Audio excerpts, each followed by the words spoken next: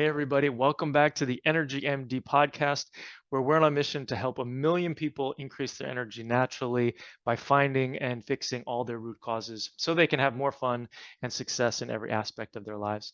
So, today I'm really excited because we're going to be talking about embodiment, how you can feel better in your skin with the skin expert, Keira Barr, Dr. Keira Barr. So, let's learn a little bit about Dr. Keira. So she blends science with soul as a mind body coach, menopause mentor, and dual board certified integrative dermatologist, empowering women around the world with the tools needed to give them the control, clarity, calm, and confidence they crave during their midlife experience. As the author of the bestseller, The Skin Whisperer, host of the Skinny Dipping RX podcast, and creator of the Skinny Dipping Method, she's redefining midlife through no BS conversations, straight up truths, and tangible, actionable advice to teach you how to heal your relationship with yourself by reclaiming a sense of safety, trust, and pleasure through your body. Her work has been featured in MindBodyGreen, Better Homes and Gardens, Reader's Digest, Glamour, Self, Oprah Magazine, and now the Energy MD podcast. Keira, thanks so much for joining me today. Thank you so much for having me. So I'm really excited about talking about embodiment, and how embodiment relates to energy. So maybe we should start there at that definition. Yeah, I think um, it's an important topic that one that we don't even oftentimes think about. But embodiment essentially like we have a body, and it's like practices of how to feel more comfortable in our body, touch, sensation, movement, breath work. So it's not just one thing, it's all of the different modalities, meditation, visualization, they all would fall under embodiment practices. All things that help us feel more ease, more calm, more at home in the bodies that we live in. More at home in our own skin, That's right. one might say. And so, and why is that important? I think it's incredibly important because it's not something we often are taught or think about. We often just feel really anxious and overwhelmed, and we look for things to distract us, like social media or over drinking or overeating. And yet, part of all of that is because there's this uncomfortable sensation or uncomfortable feeling in our bodies that we're trying to distract and avoid from. So, embodiment allows us to learn to attune to all those signals, all those feelings, and kind of understand what those messages maybe are trying to send us and how to better manage them without having to kind of distract ourselves from being with ourselves, if that makes sense. Absolutely. Yeah, it reminds me of Thoreau. It's kind of like, what is it? I never met a companion as companionable as solitude. It's kind of like, can you just sit and be with yourself? Exactly. Yeah. I think that's a great analogy. The practices, embodiment practices, breath work, visualization, meditation, they really allow us more access and give us information about the ways that we hold on to experiences in our body. Hmm. And they also provide ways to release tension, to boost our energy, and to find greater comfort in our skin. Now, this is hard. This is hard for humans to do in general, but I would imagine that it's probably harder for people who've experienced trauma. Absolutely, because what do we all crave? A sense of safety. And oftentimes our bodies don't feel like a safe place, especially if your body has been something that has been uh, violated or abused in some way. Hmm. So it may not feel safe to go inside. And so it's much easier to look outside ourselves. So it can be very difficult, especially for individuals who've experienced physical trauma, sexual trauma, but there are practices that are very simple and easy to learn that can create a greater sense of safety inside of ourselves. But it takes time, and it oftentimes takes working with someone who is trauma informed, um, to know, because often if we're not careful, we can re-traumatize somebody with Hmm. the actions that we take or the words that we use. Yeah, I guess, can you give us an example of a practice and how potentially it could be triggering for somebody? Yeah, so um, oftentimes we look, um, we're focusing on an awareness of breath and tuning into the sensations in the body and what do you notice, when you feet on the ground, grounding exercises, for instance. Hmm. And for many of us, just attuning to our breath, noticing the sensations in our body is just, oh, I'm just noticing, right? But there may be aches or there may be pains, and it's your body's essentially telling you it's too much, too soon, too fast, and it just doesn't feel comfortable. So you might try and distract. Your mind may wander. You may not be able to focus. You may feel like you need to squirm in your, it's just not very comfortable. So that may be kind of an example where many people be like, oh, sure, I can just sit here and attune to my breath. And for other people, that doesn't feel available, or even closing your eyes when you're meditating. A lot of meditations are offered as an invitation, close your eyes. And for some people, closing their eyes feels like, well, doesn't feel safe because I don't know if I close my eyes, what's going to happen? What's Hmm. coming at me? What's coming behind me? So I think it's a matter of understanding what your own triggers are and making space for them and adjustments and modifications that work for you. And so then when you guide somebody through a process, you just have to give a lot of leeway and give a lot of suggestions for, hey, if this doesn't feel right, then do this, or how does that work? Absolutely. I think we think of everything as an invitation, and it's a matter of really, oftentimes when there's been trauma, agency and authority has been stripped away. So our ability to choose, our ability to assert ourselves, that was lost in a moment, or for some, it's ongoing. So so being able to offer that, right? There's always choice. You always you're in charge. Essentially, if something doesn't feel right, you say yes. Everything is an invitation. So I think it's really important to make space for that, um, and to also, when you're with someone, to pay attention, to attune to our own energy when we're with somebody who, so that it can be a very, what's the word I'm looking for? Neutral space, Mm. right? A clean exchange of energy. That word attune comes up in my relationship with my wife quite a bit, where she says that I'm not attuning to her the way that I need to. So, do you have any tips for me for how to attune better? I think it's a matter of, for those of us who are sighted, right? You can use all of our senses. So looking at someone's countenance and their facial expressions, their body language, looking at how they're breathing, right?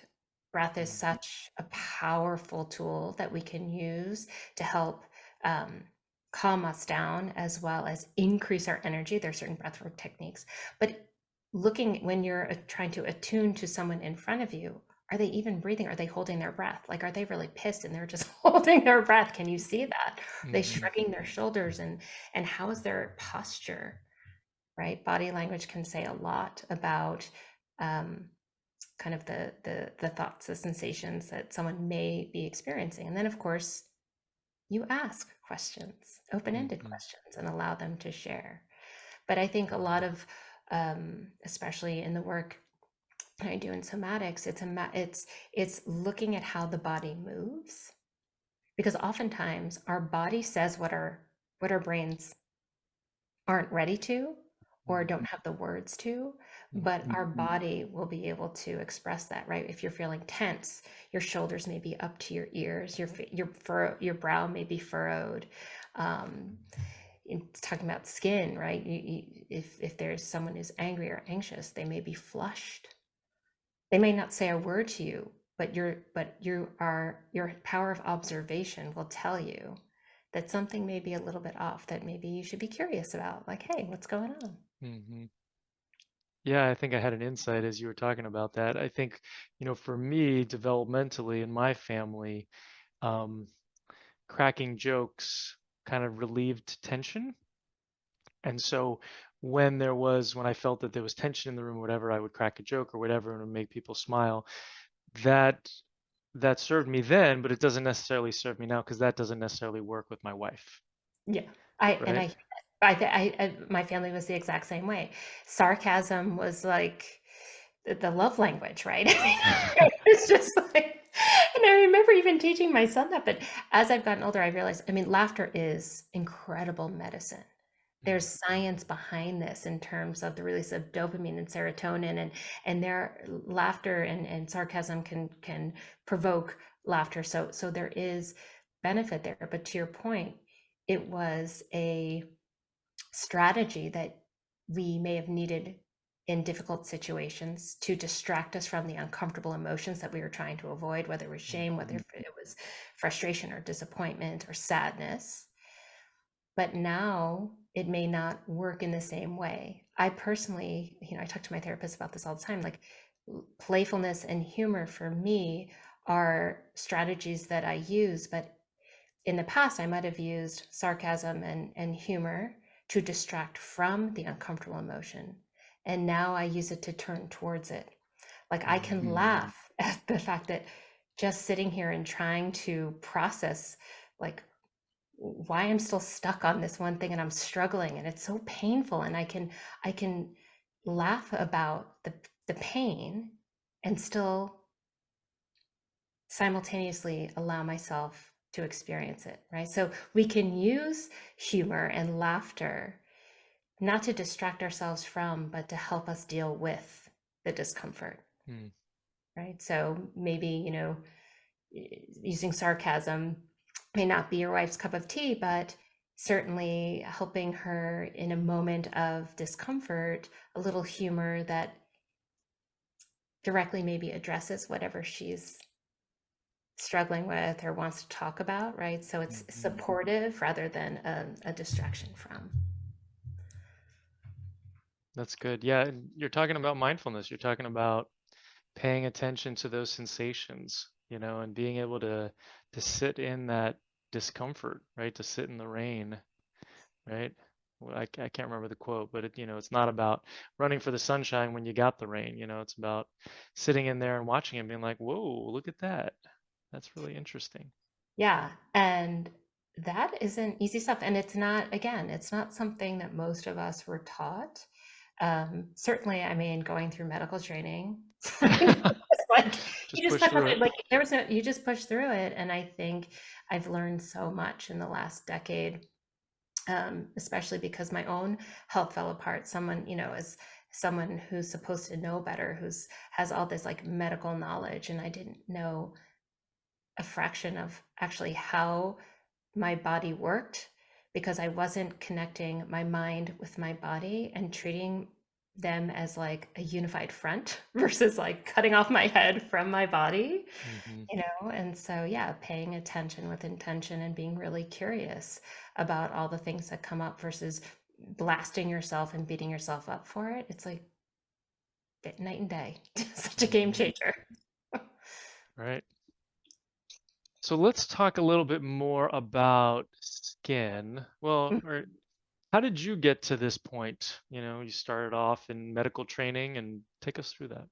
Yeah, so that expression of, we teach best what we need to learn the most. And I definitely had a huge lesson to learn. So about 10 years ago, I was in academic medicine. I was practicing dermatology, dermatopathology, very traditional in my approach. And I was running ultra marathons at the time, thinking I'm doing it all. Like I'm exercising and I'm working and I'm juggling the kids and I literally just ran myself into the ground. I didn't understand the impact that stress in all its forms, physical stress, emotional stress, mental stress, because I really did not like my job at the time. I had no flexibility at all. As a working mom, it was supposed to be part-time, but it wasn't. It wasn't at all. And then I was scrutinized and ostracized for making requests to accommodate my family. So it was just a terrible situation. So it created a lot of stress. Um, and the ultimate outcome was I had to diagnose myself with early melanoma, which, as a dermatologist, who the focus of my practice at the time was skin cancer melanoma, was incredibly humbling.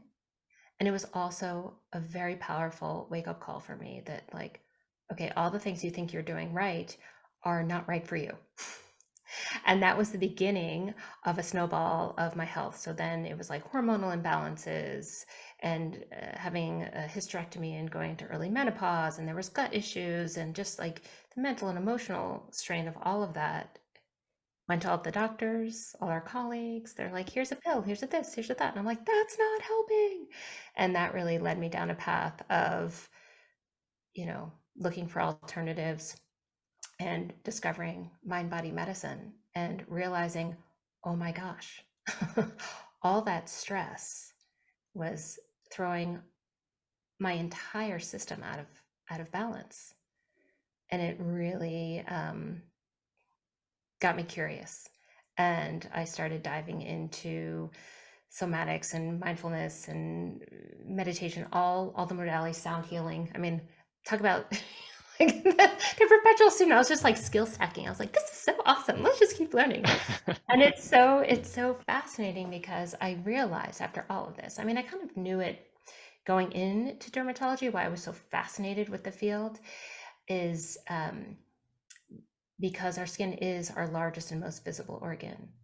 And it's not it's what shows up on it, the diseases and all the things, and that's what people pay attention to, but they lose sight of the person who's living in that skin and how they feel.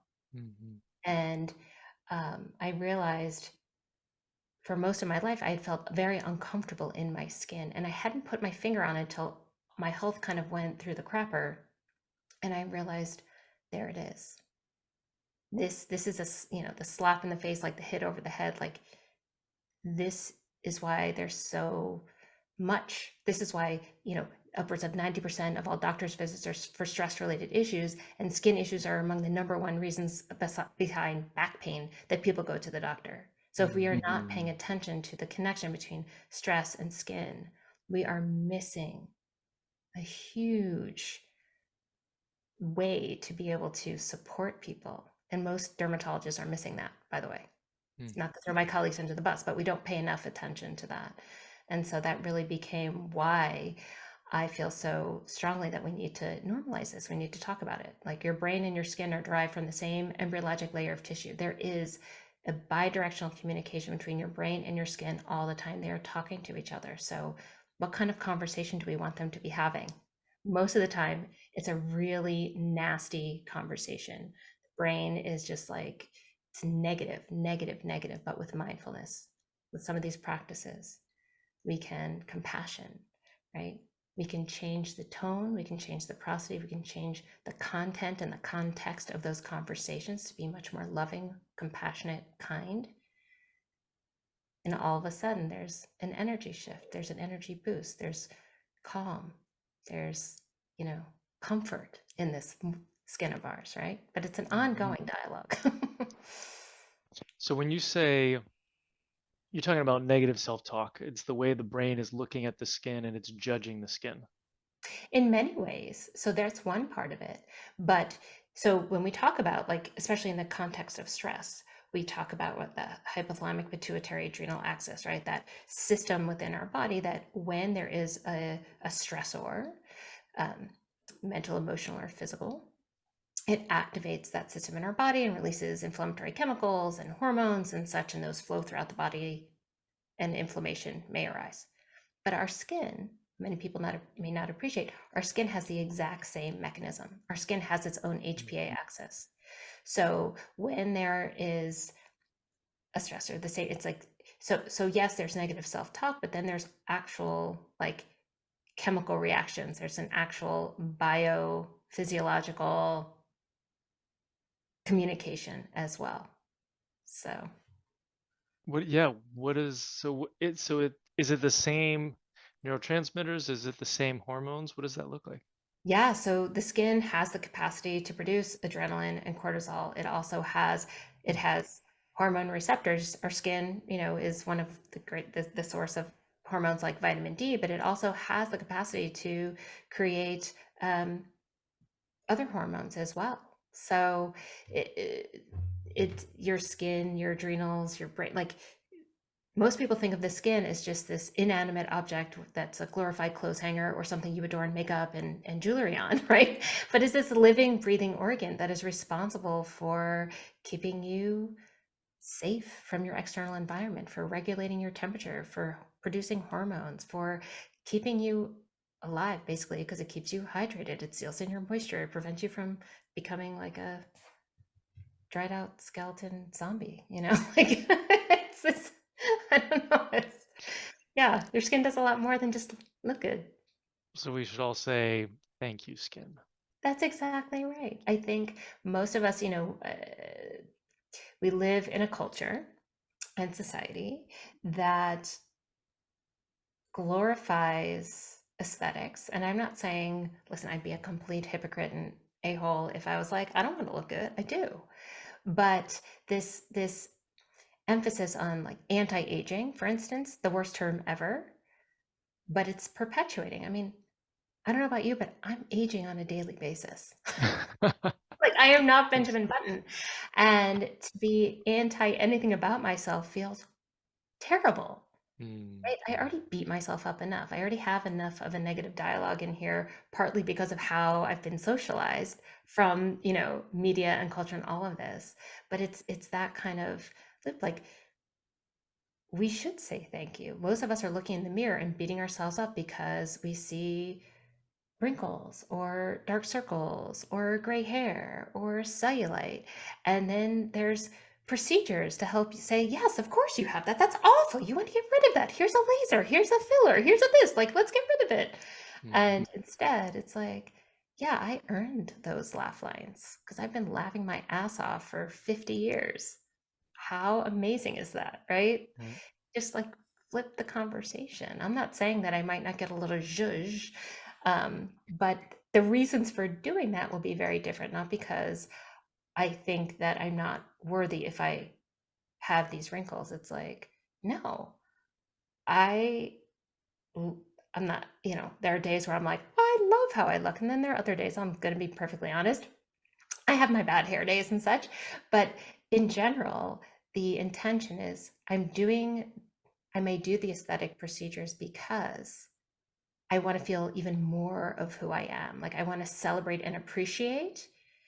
And so I might adorn my features or amplify my features because I already have such an appreciation. I'm already so grateful versus I'll only feel good if I do these things. Mm, Very different. And yeah. I feel like we really have a lot of work to do to kind of change that narrative because there's so many people, and I think especially those socialized as women, um, if you look at the statistics, I'll stop babbling in just a second. But Okay. these statistics are mind blowing that the average American woman is spending upwards of $250,000 on her appearance in her lifetime. And yet other studies will show that only 4% of women think they're beautiful. Mm, There's a huge disconnect there. We're missing something, right? Not to shame anyone for spending money on trying to look good and feel good, but don't you want to get a return on your investment? And the only way that we're going to do that is if we learn how to find peace and find ways to feel more at home in this body so that we can say thank you, that we can appreciate, that we can, you know, increase that percentage that mm. finds themselves beautiful. So do you think there's a place for cosmetics in society? I do. I do. I think especially I think about individuals. who may have been, you know, they're cancer survivors. Mm. And in terms of reconstruction, or if they've had accidents and such, right? I'm not saying those are the only individuals, but I think of those individuals in particular who may want to look more like themselves after they have healed, right? So there's a place. Um, and I also do think that, you know, do aging is a privilege and it's a gift. And wanting to age healthfully, age, with some style, I think, I think there's nothing wrong with aesthetics from that angle. I just think that the emphasis and how we market to people and how we kind of needle their pain points and say you look like shit, like you need some Botox or whatever, like that's kind of the problem. That anti-aging, it's words matter. Mm.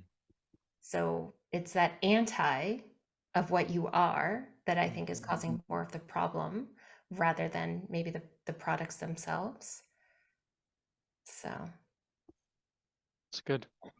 And yeah. so, if there were a recipe for taking care of your skin, if there was like a mind, body, spirit, emotions recipe, Mhm. I don't know, really know what I'm asking here, but go wherever you want to go with it. But what do you think that would look like? Yeah, I do think we go back to the basics, right? Eating well, moving well, sleeping well, loving well, all of those are going to help your skin glow. I mean, we talk about sleep, right? Beauty sleep, if you want to call it that. It's a real thing. I mean, our skin repairs itself and rejuvenates and regenerates while we sleep. So I think sleep cannot be underestimated. Like, number one, sleeping is amazing. Nourishing our bodies with whole nutrient dense foods is really important. Moving our body in a way that actually feels good, right? Don't do what I did, like overdoing it and pushing past the point. Like pain is pain. Like that saying like no pain, no gain is BS. Pain is pain. It's a signal from your body saying, um, I need you to stop what you're doing, just take a break and let me heal. So I think that it would be, I call it, the tapping into your senses, right? So sleep, your environment, looking at everything that's in your environment, your personal care products, your household products. So minimizing your toxins, but also your physical environment and your visual environment. What are you feeding your brain? What are you looking at every day that may make you feel badly about yourself? Mm. So make sure that your environment is your bookshelves, the websites, your social media feeds are filled with things that actually light you up and spark joy. So so did I say sleep was the first one? Hmm. Environment is the second, nutrition is the third, right? So hold, and then the S, the next S is stress. Stress in all its different forms. So, especially for your skin, ultraviolet light is a big stressor, right? So, we know that upwards of, 80, 90% of visible signs of aging are photo damage, sun damage. So, protecting yourself from the sun. And also blue light. Blue light has been shown now more and more. We know it breaks down your collagen and your elastin. So, protecting yourself with um, a tinted moisturizer with SPF even when you're indoors. So that's a little tip. And then E is for exercise or movement. So those, your and S is so the skincare that you use, so the products that you use. So tapping into your senses, kind of a mind, body, all of that. So that's kind of that's how I think about skincare is everything that you think, feel, and do affects your skin. Either it affects what shows up on it or how you feel in it. So if you use your senses, sleep, environment, nutrition, stress, um, exercise, and your skincare, you got all your bases covered. And you got beautiful skin, and you love yourself regardless of what your skin looks like. Exactly. And I think the biggest thing too is, like you said earlier, that thank you, that appreciation for a lot of us. It might feel hard if you're breaking out or if your skin is irritated and raw, and it can feel hard to have appreciation for it. But it's doing the best that it can with the circumstances that may be presenting itself right now. But the great thing is there's a lot of things that we can't control, but we can control how we nourish our body, the food that we put in our mouth. We can control most of the time, um, you know, your sleep environment, when you choose to go to sleep, when setting limits for your devices and such. So there are plenty of things that we can do to help us, get this glowing skin. I mean, sex is great for your skin. There you go. So that might be an incentive to go to bed early. Oxytocin, nitric oxide, make your skin glow, all the things. Nice. Yeah, I was going to ask you, what is it that actually does that? That's cool. Yeah. Yeah. Yeah. And then what about the debate of sunlight, of you need sunlight for vitamin D versus the UV toxicity or the insult that can cause Yeah. I skin think if cancer? anything, it's a matter of you know, pros and cons and risks, rewards, all of that. You absolutely need sunlight. We need UVB rays to generate the vitamin D production. Mm, And we know that UVB, unlike UVA rays, which are longer, they do not fluctuate throughout the year. UVB rays do. So, and UVA rays also will penetrate window glass. So, for instance, my desk is in front of a window and I'm in front of a screen. So, UVA rays are your aging rays. So they penetrate glass. So that's why wearing sun protection even indoors is a good idea. mm, But balancing vitamin D production with the UVB rays, it's a matter of could you get out earlier in the day when the UV index isn't as high and the damage may not be as significant.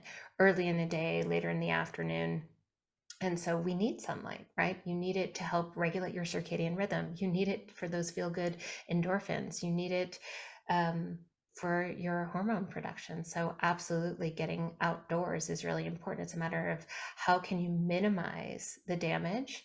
And that may be when you choose to go outdoors, the time of day, how much of your skin are you getting exposed?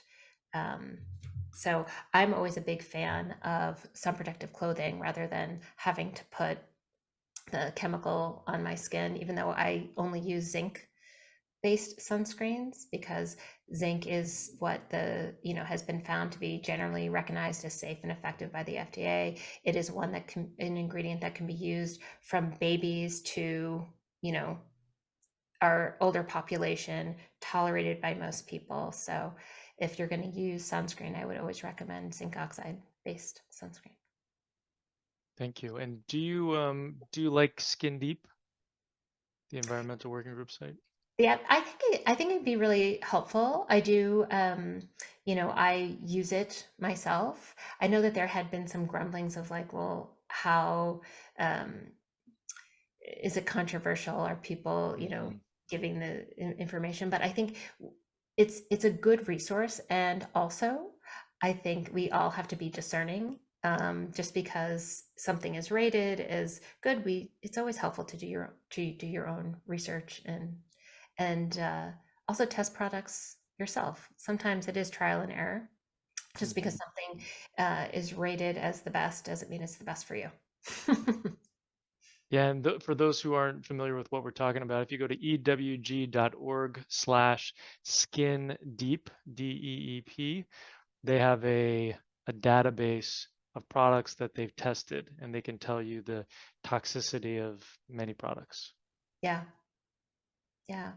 And I'm blanking on, oh, there's another company that called Beauty Heroes. And the woman who started that has a great database and a lot of information about products that could be another good resource.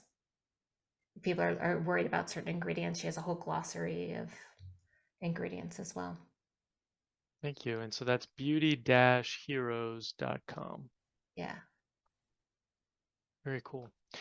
So we're coming up on the end here. So a couple of last questions. So Yeah. I want to give people something practical to take away with them that can help to boost their energy. What would you say would be a favorite practice of yours to do that? I always come back to the breath. Breath is not anything that we have to add to our to-do list. We're always breathing, thank goodness, right? It keeps us alive. So it's something that is something we do subconsciously, but we can bring it under our conscious control. So we can attune to our breath, pay attention to our breathing to help calm us down, which when we're spun up and anxious, we're expending a lot of energy out. When we tune into our breath, even noticing, am I holding my breath?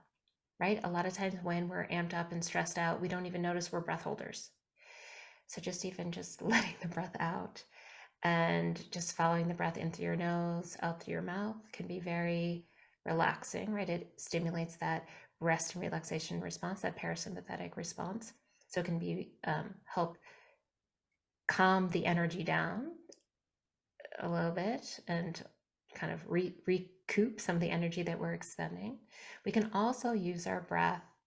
There are different breath work techniques to energize us. So there's a 3-part breath in through your, so it's all through your mouth, but it's uh, belly, chest, exhale. I can't really do it while I'm talking, but it's like inhaling into your belly, inhaling into your chest, and exhaling.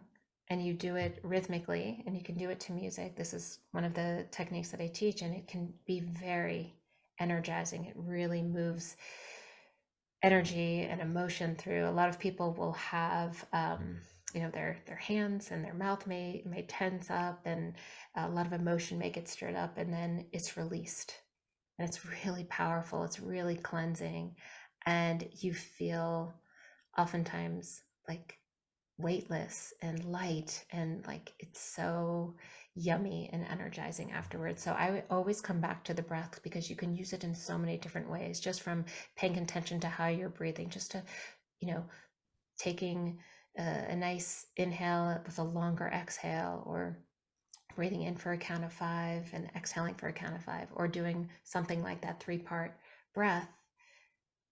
Instant energy restoration. Mhm. And I love that you said that it's always with you. That's It's right. a wonderful tool that you can use anytime you want. Yeah, I think so many of us feel overwhelmed and overburdened, and there's so much on our to-do list, and like, yeah, taking care of my mind, my body, yeah, I'm gonna put it on the list, and it feels really stressful. Like one more thing you need to do. This is just something that's a part of you, right? It's with you wherever you go. Nothing to add to your list. It's just simply paying attention with intention. Like, am I even breathing? How am I breathing? Am I breathing fast? Am I breathing shallow? Am I breathing in my chest? Am I breathing in my belly? Just stopping to pause and get curious takes you out of worry and overwhelm right into the present moment. Hmm. That in and of itself is a little jolt of energy, because it's like Hmm. everything just stops for a moment. So love it. Just your breath is with you all the time. Just use Hmm. it. Lean into it. And I would say if you're driving right now while you're listening to this, probably don't do that 3-part And energizing don't breath close your eyes. and don't close your eyes. But you can definitely do the mindfulness part of it and noticing the breath and noticing your body and that. That's right. Absolutely. And so then you have a free gift for our listeners and watchers. So 3 steps to boost your confidence, have more energy, and amplify your resistance. Anything else you want to say about that? We'll drop that link below. Yeah, so that is, it's a 5-day experience, really, to help people feel more calm, get more clarity, boost their energy. So simple practices in less than 10 minutes a day that you can listen while you're in the car. You don't have to close your eyes. While you're in the car, you can take it anywhere. So they're just very simple, easy to do practices to help really increase that energy anytime, anywhere. Wonderful. Well, thank you for that. And where can people find the amazing work that you're doing? You work one-on-one with people, correct? I do. I work one on one with people. I do have a group program that that is on its way, because I think, so much of this is we can feel very isolated and alone. We think we're the only ones, and connecting and being in community is really powerful and important. So I do want to bring that group dynamic. I've done it before, and it's super fun. So people can find me at drkeirabarr.com, on Instagram at Dr. Keira Barr. I just recently launched the Skinny Dipping Prescription podcast. So I talk a lot about what we were discussing today, because it's uncomfortable to do all this work. And the Skinny Dipping Prescription is all about stripping down all the myths, all the misinformation that is keeping us stuck and feeling uncomfortable in our skin. And we are just stripping all that down. Wonderful. Dr. Keira, thank you so much for joining me today. Thank you so much for having me. It's been a pleasure. I hope you learned something on today's podcast. If you did, please share it with your friends and family and leave us a 5-star review on iTunes. It's really helpful for getting this information out to more people who desperately need it. Sharing all the experts I know and love and the powerful tips I have is one of my absolute favorite things to do. Thanks for being part of my community. Just a reminder, this podcast is for educational purposes only and is not a substitute for professional care by a doctor or other qualified medical professional. It is provided with the understanding that it does not constitute medical or other professional advice or services. Thanks for listening, and have an amazing day.